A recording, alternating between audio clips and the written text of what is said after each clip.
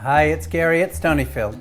So pasta is a really big deal in my house. I had a kid who literally ate just pasta and butter for most of his youth. But of course now that he's older and we're a little bit more sophisticated, we love a really good Alfredo. But the problem is, of course, Alfredo can be really thick and a little heavy. So this is a very cool trick to making a super light Alfredo sauce using, of course, yogurt.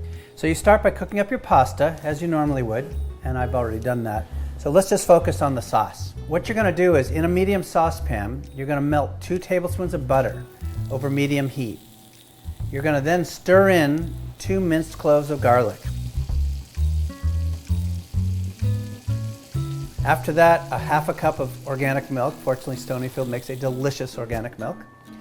You'll take that off the heat and just allow that to cool for 2 minutes. And it's really important to let it cool because otherwise you may get a curdling.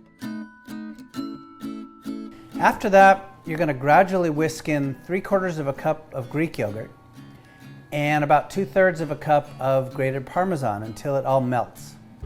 After that, you just add some salt, some pepper to taste. And by the way, if the cheese doesn't immediately melt, just throw it back in the stove for another minute to warm it up. But actually, you just want to be careful to try to keep it as cool as possible. After that, you just add it to your favorite noodles, your broccoli, or fresh parsley, or basil. This is really actually very good.